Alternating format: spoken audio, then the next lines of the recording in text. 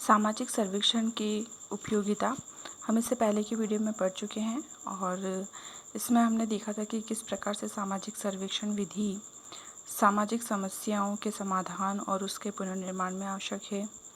और ये एक प्रकार की सरल विधि है क्योंकि इसमें अध्ययनकर्ता के लिए किसी प्रकार के प्रशिक्षण, अनुभव और तकनीकी विशेषज्ञता की आवश्यकता नहीं होती है। और इसकी उपयोगिता में हमने ये भी देखा था कि इसके अंतर्गत हम मनोवैज्ञानिक तथ्यों का भी अध्ययन कर सकते हैं। किसी समस्या के बारे में मानसिक पक्ष जैसे कि विचार, भावना, मनोवृत्ति, मूल्यों आदि के बारे में अध्ययन किया जा सकता है। आज के वीडियो में हम पढ़ेंगे सामाजिक सर्वेक्षण विधि की सीमाएं कौन कौन सी होंगी। Limitations of survey method. सर्वेक्षण की सीमाओं में सबसे पहली सीमा है कि ये केवल मूर्त घटनाओं का अध्ययन करता है।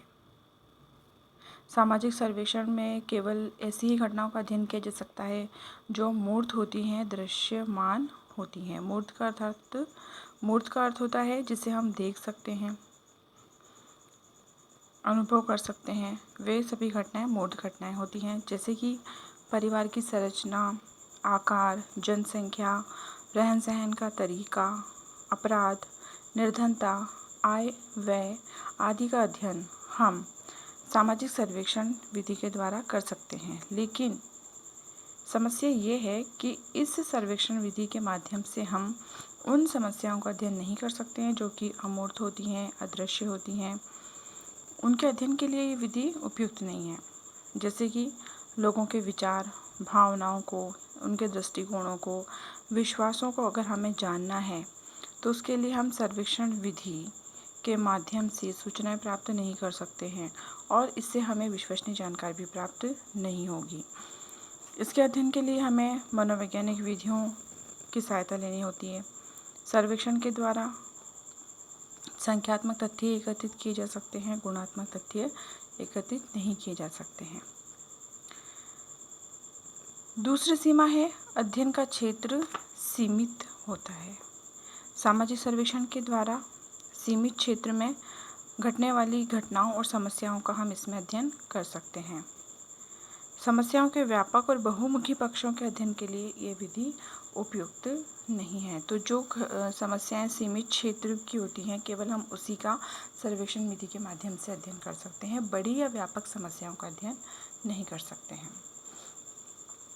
तीसरा है सर्वेक्षण विधि अधिक समय और धन की आवश्यकता इसमें होती है।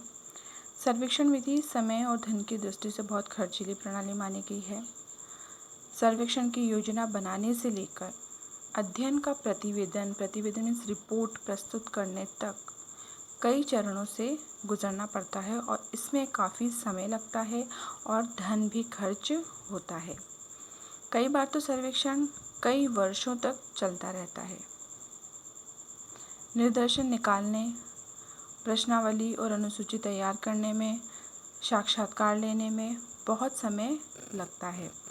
सर्वेक्षण कार्य में लगे लोगों का वेतन,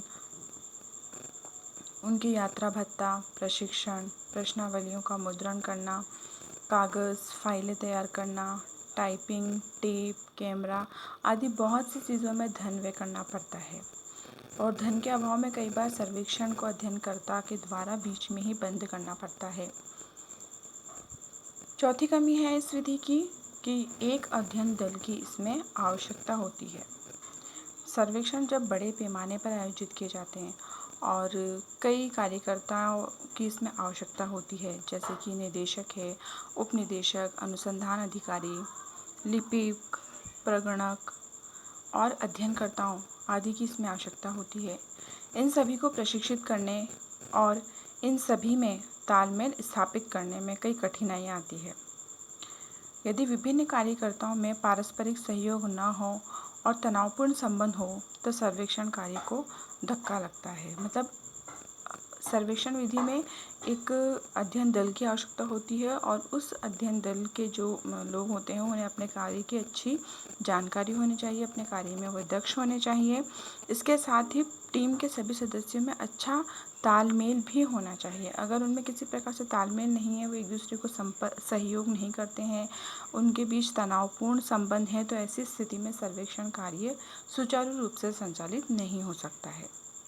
दक्ष, अनुभवी और प्रशिक्षित कार्यकर्ताओं को जुटाना भी एक कठिन काम है। एक कमी है सर्वेक्षण विधि की कि इसमें अभिनति की संभावना होती है।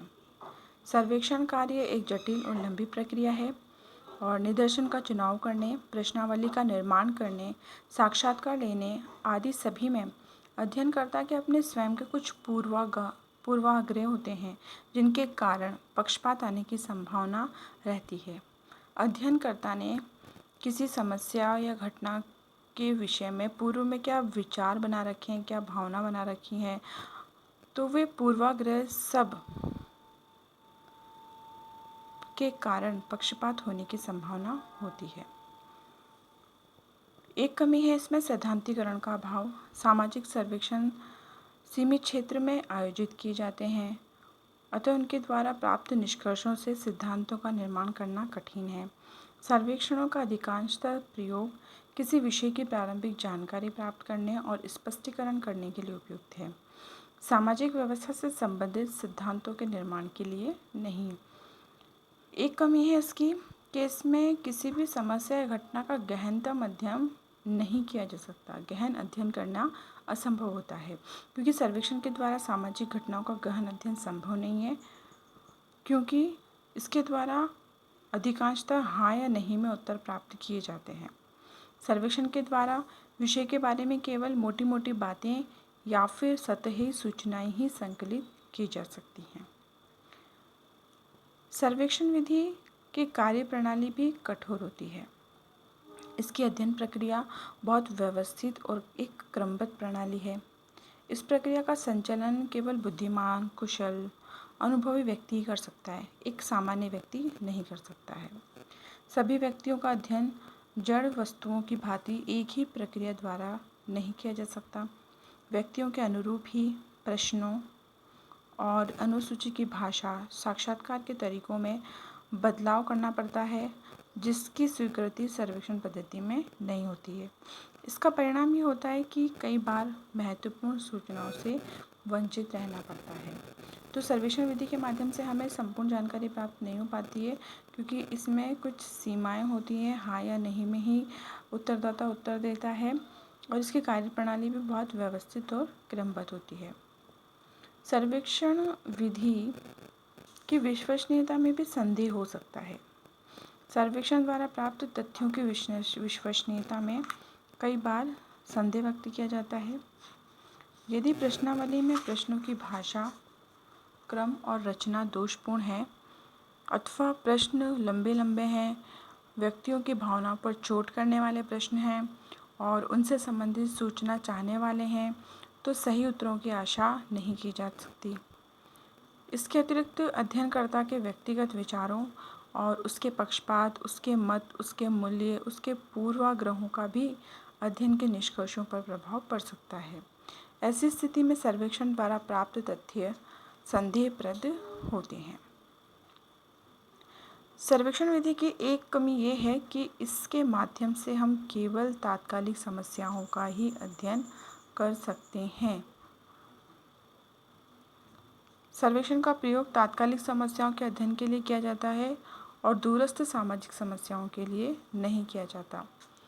एक समय और स्थान पर किए गए सर्वेक्षण अन्य समयों और स्थानों के लिए अधिक उपयोगी नहीं होते और उन पर ज़्यादा निर्भर नहीं रखा जा सकता।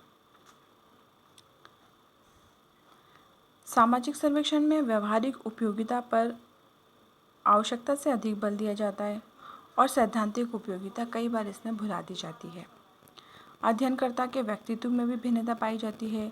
कुछ अध्ययनकर्ता बहुत परिश्रमी, मेहनती होते हैं, लगनशील होते हैं। वे अपने अध्ययन कार्य को बहुत ही कर्तव्यनिष्ठता से, अपनी बुद्धिमानी से और ईमानदारी से करते हैं। लेकिन कुछ अध्ययनकर्ता ऐसे होते हैं जो आलसी होते हैं, अपने काम से जी चुराने वाले, उनका काम से कोई लगाव नहीं होता, बहुत पक्षपाती होते हैं, या फिर उन्हें अपने काम की पूरी जानकारी नहीं होती, अपने काम में वो दक्ष नहीं होते, कम शिक्षित होते हैं।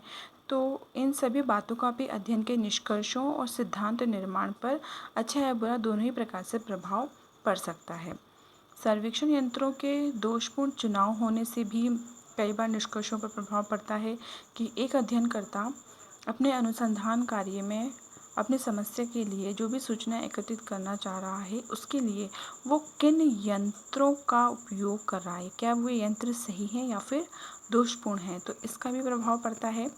निर्देशन के चयन में पक्षपात आने पर भी सर्वेक्षण दोषपूर्ण हो सकता है।